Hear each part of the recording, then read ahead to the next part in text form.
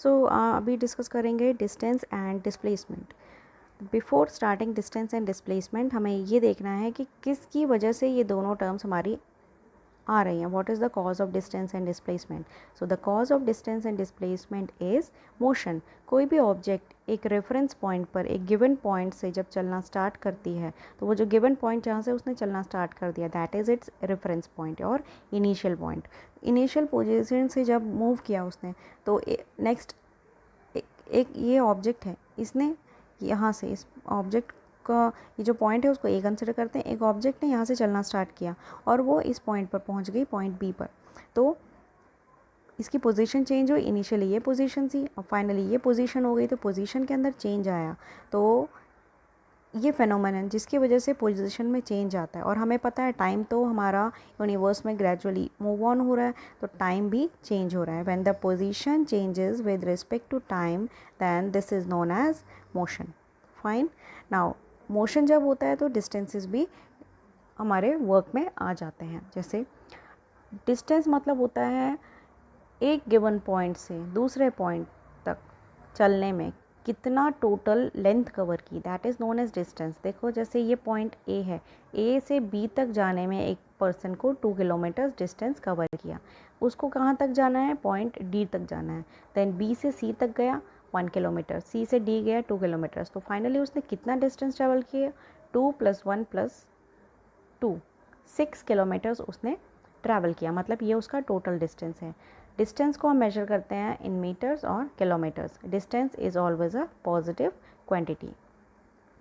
Now distance में हम सिर्फ मैग्नीट्यूड को ले रहे हैं, हमें ये देखना है कि वो ऑब्जेक्ट को एक अपने फाइनल पोजीशन तक पहुंचना है। एनी हाउ वो ये डिस्टेंस भी ट्रैवल कर सकता है, वो यहाँ से ऐसे घूम के यहाँ भी आ सकता है, और डायरेक्टली अभी जो डायग्राम में शो हो रहा है वो ये डिस्टेंस भी उसने ट्रैवल किया। तो डिस्टेंस इज़ ऑलवेज पॉजिटिव और डायरेक्शन से इसका कोई कंसर्न नहीं है। तो ऐसी क्वांटिटीज़ जिनका डायरेक्शन से कोई कंसर्न नहीं होता, those quantities are known as scalar quantities. So distance is a scalar quantity. Now moving on, what is displacement? Displacement is the shortest distance covered by a particle. एक particle एक अपने final point तक, target तक पहुंचने के लिए जो shortest distance travel करता है, that is known as its displacement. अब यहाँ पर हम देखते हैं, इसको ए को पहुंचना है डी तक, ठीक है। यहाँ पर हमने ये डिस्टेंस ट्रेवल कर लिया, लेकिन शॉर्टेस्ट डिस्टेंस क्या है? ये ए से बी डायरेक्टली, ए से डी डायरेक्टली भी पहुँच जाएगा, तो ये हमारा शॉर्टेस्ट डिस्टेंस है। तो दैट इज़ डिस्प्लेसमेंट। और ये इतना जो ट्रैवल किया था, दैट इज़ डिस्टेंस। और जो शॉर्टेस्ट डिस्टेंस ट्रैवल किया, दिस इज़ डिस्प्लेसमेंट। डिस्प्लेसमेंट को हम निकाल सकते हैं final position minus initial position, ठीक है। वहाँ से हम इसकी डिस्प्लेसमेंट की वैल्यू को निकाल सकते हैं। जैसे यहाँ पर एग्जांपल दिया हुआ है, ए से बी तक ट्रैवल करने में 3 किलोमीटर डिस्टेंस लगा, बी से सी ट्रैवल करने में 4 किलोमीटर डिस्टेंस।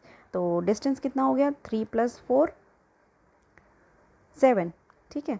बट इस ऑब्जेक्ट को टारगेट क्या था कि सी तक जाना था इसको, तो एक शॉर्टेस्ट डिस्टेंस, एक शॉर्टेस्ट पाथ हम देख लेते हैं, यहाँ पे पहुँच सकता है। तो अब इसको जो सॉल्व किया गया वो पाइथागोरस थ्योरम से सॉल्व किया हुआ है। 3 और 4 स्क्वायर और उनको ऐड करेंगे और अंडर रूट करेंगे, तो यहाँ पर वैल्यू 5 आएगी। तो ए और सी के बीच में कितना लेंथ हो गया? डिस्टेंस 5 किलोमीटर्स, लेकिन जो डिस्टेंस टोटल हमने जो देखा था वो कितना आ रहा था? 7। तो displacement is less than distance always.